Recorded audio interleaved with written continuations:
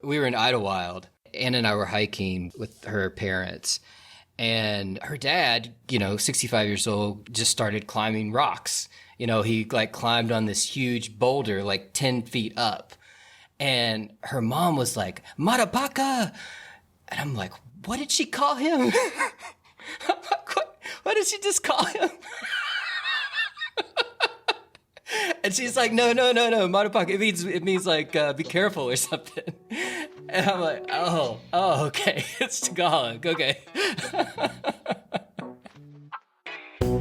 Hello, this is Culture Jumpers, stories about making the jump from one cultural context to another. I'm Ilana Whites. And I'm Lionel Nicolau.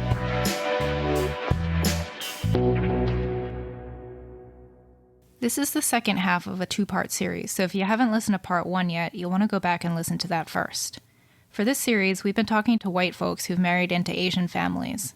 Though to be fair, we've kind of focused on Filipino families so far. Yeah, and that's why we're going to be switching it up a bit with our next guest, Eddie, who married into a Chinese family. Eddie had all the usual experiences our previous guests talked about. New foods, an unfamiliar language, different customs. These things are pretty universal when coming from a different background.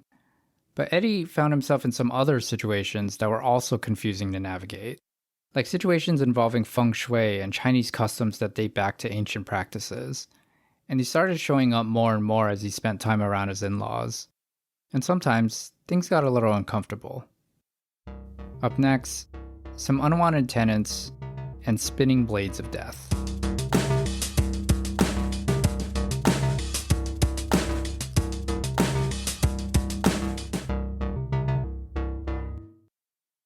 So Eddie's a teacher from Philly. I met him through his wife, Crystal.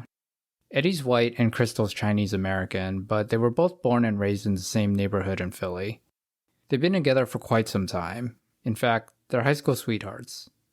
So we were in band together.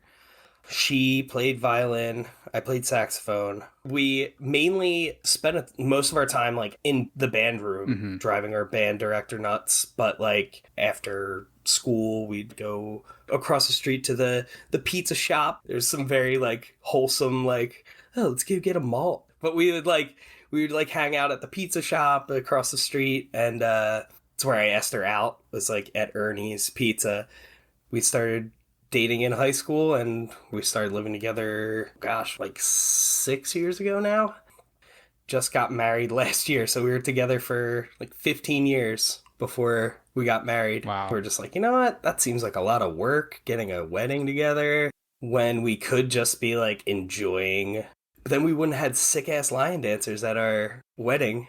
Eddie and Crystal's wedding celebrated not just the joining of their lives, but the joining of their cultures. For example, from his Irish side, they included details like traditional hair braids and hand fasting, where the couple's hands are bound together with cloth. And Eddie's family was excited to include traditions from the Chinese side as well, to make sure Crystal felt welcome.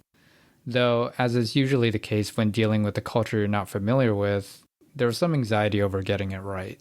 I actually had to kind of tell my mom to like cool it, because every family picks and chooses which traditions and things they feel are really important. Mm-hmm. And my mom was just like, Ed, I was Googling stuff and I read that like the groom's family is supposed to give a roasted pig.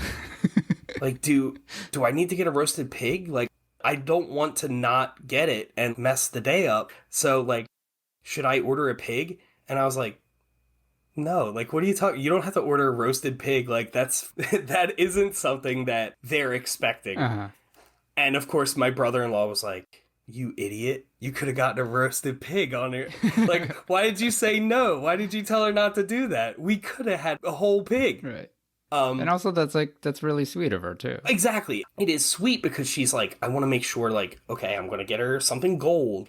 Like, she did all this research, but I was also like, Mom, don't worry.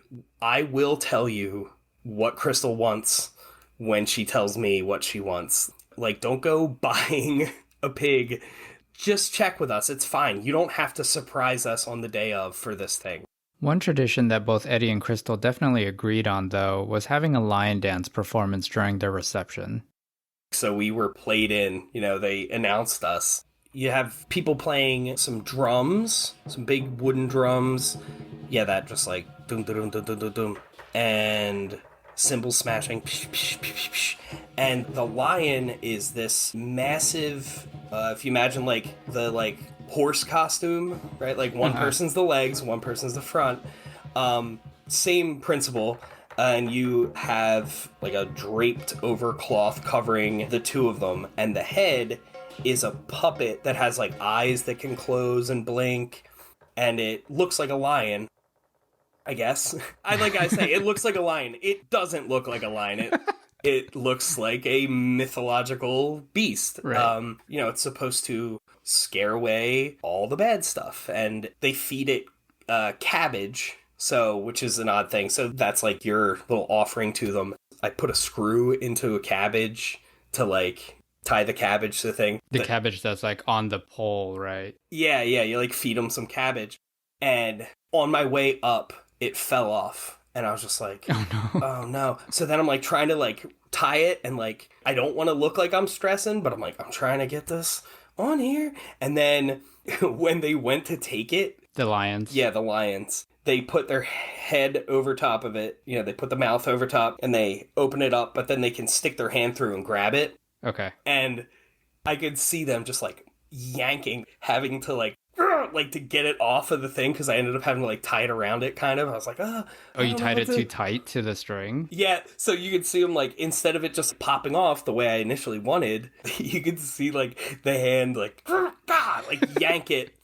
And then they, the person grabs it, and usually they'll like rip it up, and then they'll like throw the cabbage everywhere. So like it makes this huge mess.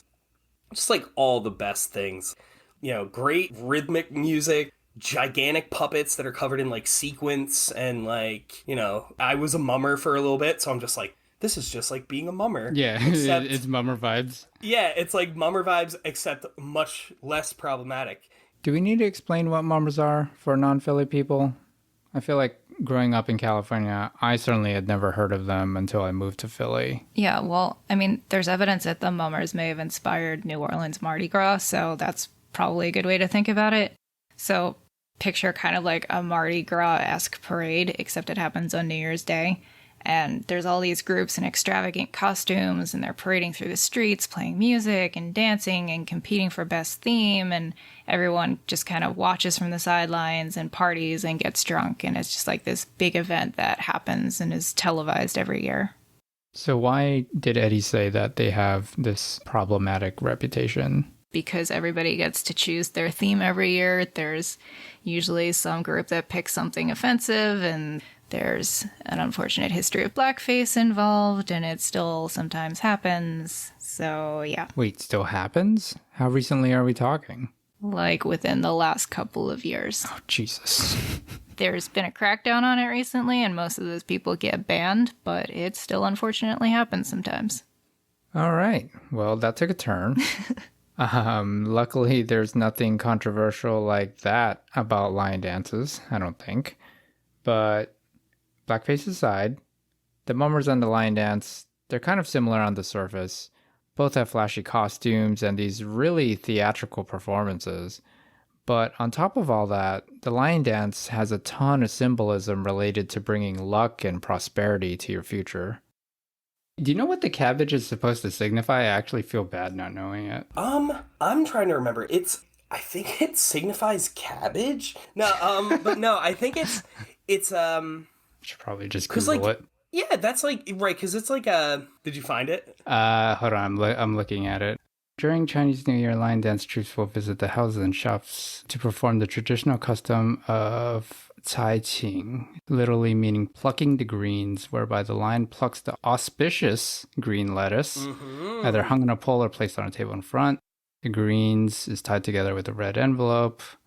In Chinese, cai, the word for pluck, also sounds like cai, meaning vegetable. Oh, I see. As well as fortune. Oh, like 恭喜发财. Yeah. So like that cai is fortune. Yeah. I love it. There are a lot of customs in Chinese culture centered around bringing good luck and fortune. The lion dance was a particularly flashy example, but there are also smaller everyday examples like superstitions. While Americans avoid the number 13 and walking under ladders, Eddie had to get used to how superstitions show up in Chinese culture. Her sisters and her got an apartment building and a bunch of pigeons moved in. Mm-hmm. And like one of the tenants was reasonably like, hey, get rid of these pigeons. And we're like... Wait, when you say moved in, like where in the house? Like what? Yeah, they were like outside. When you walk up, there was a ledge above the front door going in that they nested in the top. Okay. And I was like, I am not trying to kill a pigeon or like, you know, mess up their home. And Crystal was like, no, Mom said if a bird builds a nest in your house, it's good luck. Mm-hmm. And I was like, oh, I guess they did have underneath their little air conditioner on their old house. They used to have some like little sparrow birds. Like under their window unit? Yeah, like under the window unit. Okay. And I was like, oh yeah. And she was like, it's bad luck to destroy the bird nest. But like, it's an investment property. It's like not your home. Exactly, exactly. Like other tenants. I joked. I was like, just tell them that it's bad luck to get rid of them. And then I looked it up. I'm like, what if there's babies? Like, because you can't call animal control for pigeons. Right. They're going to be like, I don't know, throw it in the trash. Like, who cares? It's a pigeon. Thank God the pigeons had moved on and there weren't eggs. So I cleaned the pigeon refuse. And then, like, later that day, we went to a party and one of our friends was there and he had brought someone that had just gotten here like a year ago and they were from China. I forget exactly where, but they lived in China their entire lives. So I start telling them about this pigeon thing and I'm like, yeah, because like, you know, Crystal said it's bad luck to destroy their nest. And she was just like, what the hell are you talking about? Like, no, get rid of them. Like, what's wrong with you? Like, and I was like, that's not bad luck. And she was like, no. Like, and then I started to think, I'm like, is that bad luck? Or is your mom just like you and me, Crystal, and doesn't have the heart to like evict these little birds? So just goes, nah, it's good luck to just have birds living in your house.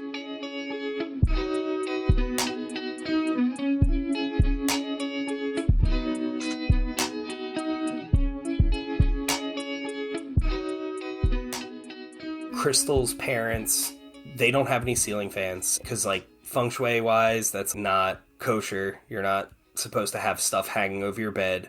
And a lot of those things are just like, yeah, it makes sense. You don't want to just like have things hanging over top of you while you're asleep.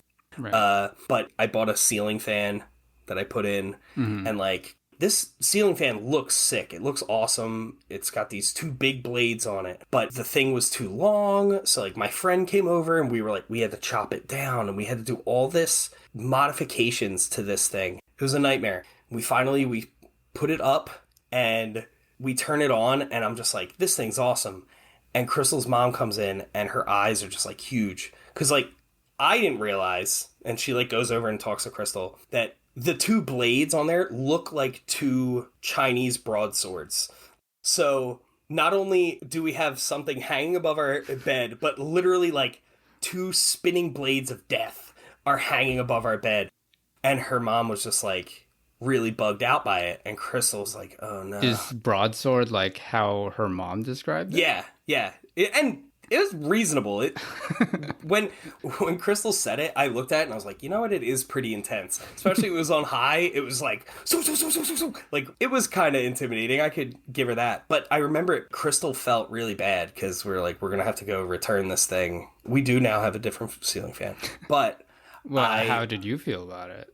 I honestly, I was just like, this is fucking hilarious. But like the way I explained it to people, I was like, look, it would be like if you went to your child's house and they had like a live grenade sitting on their coffee table and they're just like, no, it's fine. It's okay. Like, no, like for Crystal's mom, like that fear of how bad the luck will be, it's real.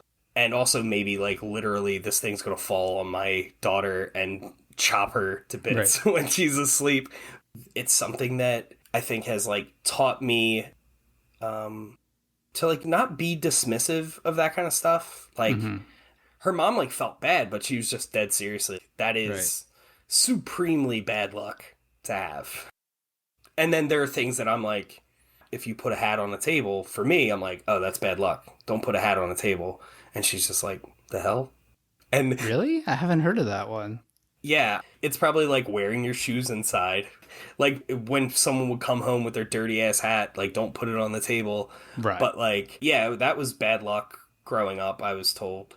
It is funny though when there are things like that where I'll be like, oh, that's bad luck. And Crystal will be like, what? What are you talking about? I'm like, Crystal, right now, we don't want to get into whether something being lucky or unlucky is like silly or reasonable. Like if I leave the bathroom door open, that was something. I had never heard that one before. I went to the bathroom in their new house. They have a bathroom on like the first floor. And I left the door open because that's what we do when we're done with the bathroom. Right. So that you know it's that vacant. there's no... Yeah, that's how we signal it. Yeah. And Crystal's dad told her to tell me like to shut the door when I was done because it's not good to leave it open. And I was like, is it because I didn't shit? Like, am I, like, I'm like, did I take a really shit? Like, no, I didn't, like, it doesn't stink. Like, they have a vent in there. But it's just like, no, like, I think just having doors open that don't need to be open. Uh-huh. And I was like, all right, okay, I'll do it. I'll probably forget at some point, but I'll fix it. I'll keep it shut. Doesn't bother me. I will accommodate her luck and unluck. Her luck is my luck.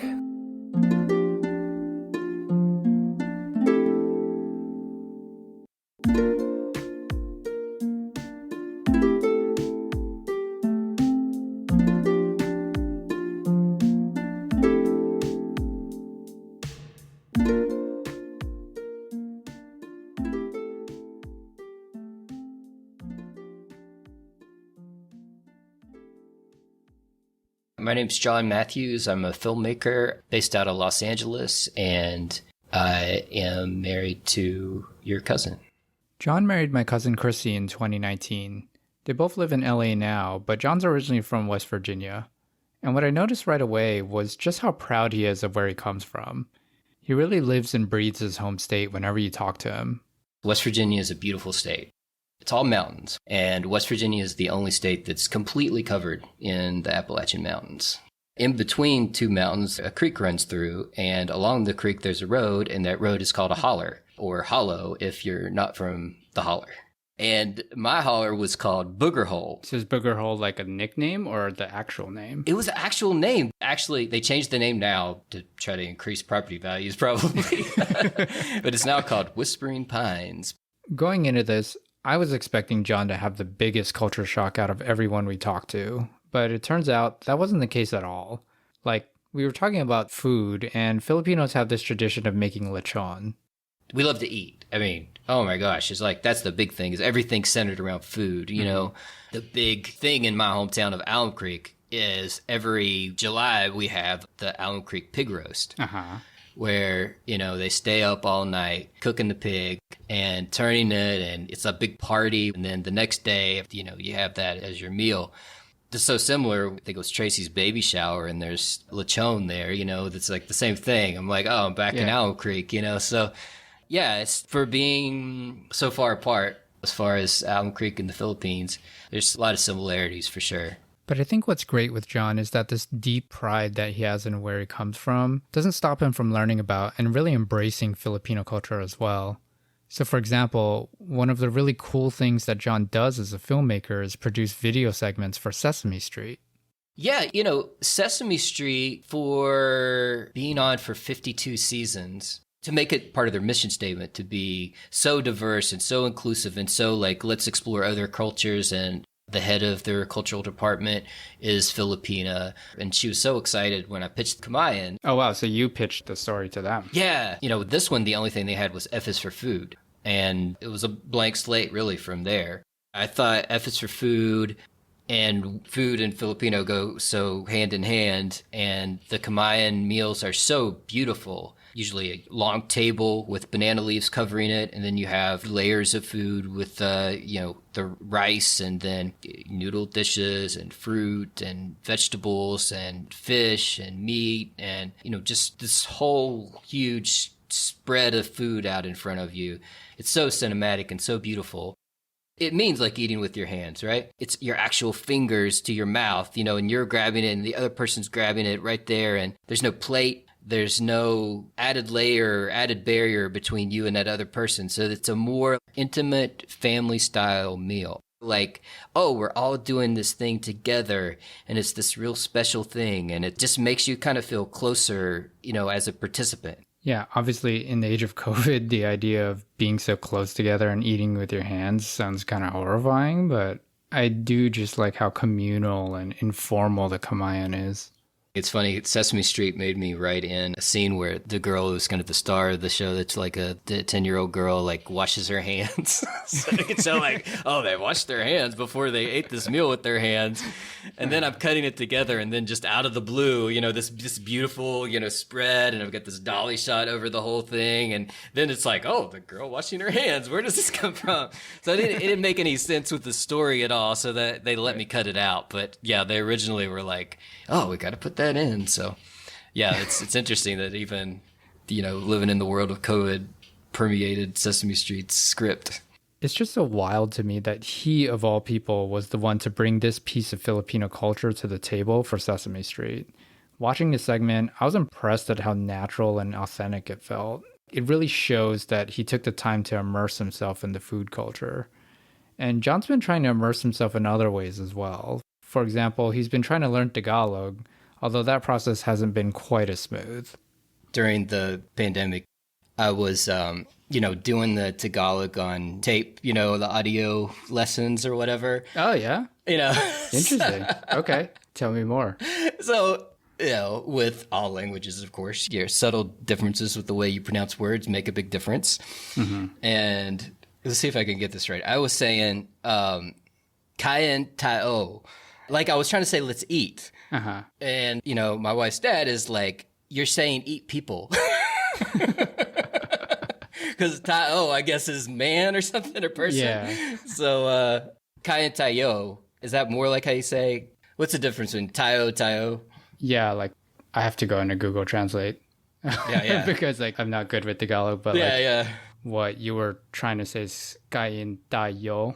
Tayo, yeah. T-A-Y-O. Yeah, right. Yeah. Not Tao. Yeah, Tao is like eat people.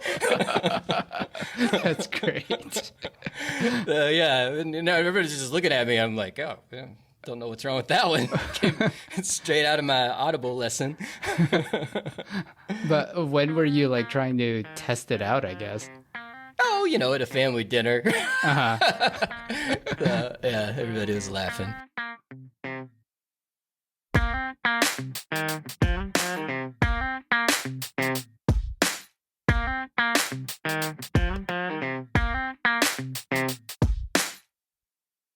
I definitely want my son to know Tagalog and be able to be a citizen of the world. I do the Isa Dalawa, Tatlo Apalima, the little song, I play on the ukulele for my son and everything. So, let me tell you one more thing. I don't know if this is acceptable to use, but I thought it was funny. Yesterday, I was reading my son a new book. He's 6 months old. And it was about a little baby bird that goes peck, peck, peck, peck, peck. Mm-hmm. And I was pecking him with my finger, and he was laughing, and he loved the book. Thought it was so funny, so cute. And I told Chrissy about it. I'm like, he loves this new book. You should read it to him. And she's like, do you know what peck, peck means in Tagalog? I'm like, no. She's like, it means vagina. I'm like, oh, maybe that's why your mom hasn't read that one to him. Oh, man.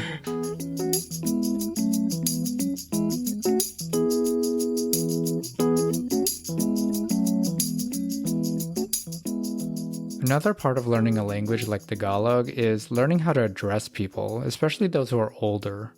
And that took some getting used to for Jon. But one thing that has been hard for me, being married into a Filipino family, is everybody has a title, which in my family, we just call everybody by their first name. Not my parents were mom and dad, but instead of Uncle Roger, it's just Roger, that kind really? of thing. Yeah, yeah. I'm actually the opposite. Like, so it actually makes me feel uncomfortable to not include a title. Mm-hmm. Yeah, yeah. Like, I actually feel weird just calling you Mark, like, and not like Uncle Mark. Yeah, yeah. And, I really had to get used to that everybody has a title and it's like a sign of respect. Yep. And all the older people are Lola and Lolo, even if they're not your Lola and Lolo, Right. And everybody's Tito, even if they're not your uncle. And it's funny, on set, when we were shooting the last movie with Lola, I'm in the middle of 100 different things, and movies that are very stressful. And it's the scene with the Kamayan and everybody's around. It's all the family members. So everybody's there and it can hear what I'm saying. And Tracy is working really closely. She's like the production manager. And I'm trying to get her to get Chrissy's dad. And I call him Hanwario, which, I don't call him that. I call him dad. But it's, at first I was calling her mom and dad Terry and Neri, their names. And they told Chrissy, they're like, it's really weird that John calls us that. Like, have him call us mom and dad. So it took me a long time to get used to that. And then in the middle of the set, I'm thinking, do I say dad to get dad? And Right. everybody's looking at... Because you're in a working environment. Yeah, and I'm working, and, he's kind of the producer, and so I just say Henwario. And then I hear at the table, all of Chrissy's mom's side's family, they're all like, does he call him Wario? Does he call him Wario and not dad? And they just were so shocked. And so and I was embarrassed in the moment. I actually don't. I call him dad. But in that moment, I was like, get him Wario. And they're like, oh my gosh, does he call him Wario and not dad? So yeah, that's actually been a thing I always have to think about.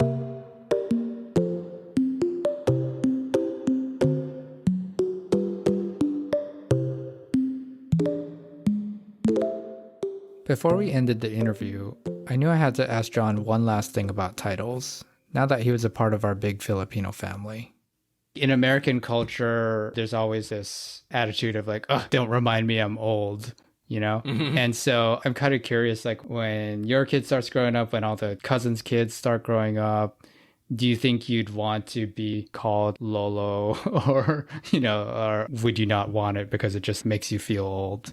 That's interesting you said that, because my mom doesn't want to be called grandma or granny or grandmother. She wants to be called Nana because she thinks grandma seems like too old of a word, so... Nana doesn't carry that connotation? Not to her. I don't know. Interesting. Even though she's not a young grandmother by any means, that's still what she's comfortable with. So I think it is part of it, this American, we don't want to seem old or have some kind of title placed on us that ages us. What about you, though? Hey, if I live long enough to be a grandfather, I will love to be called Lolo. I mean, that would be awesome to have that experience. Isa dalawa, dalawa pa lima, anim pito walo, sam, oh. You sing.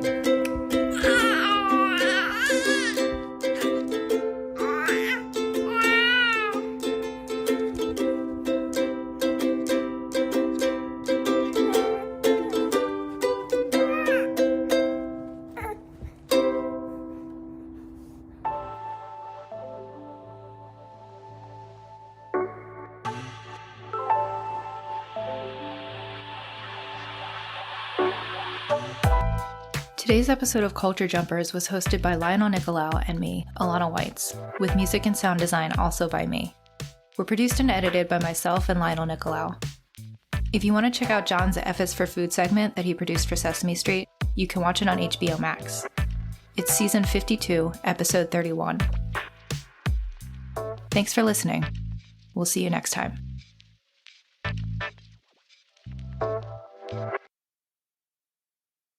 I just remember Crystal handing me the durian outside of her house because she didn't want to open it inside her house. And So she knew what was up with durian. oh, yeah. And I just remember her they were very entertained when I first tried durian because It was rough.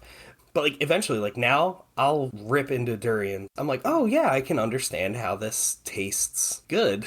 And then I explain it to people. I'm like, yeah, it's like if you farted in a sock with an onion and ate honeydew out of it. You're like, okay, yeah, that's good. That sounds, why would you eat that?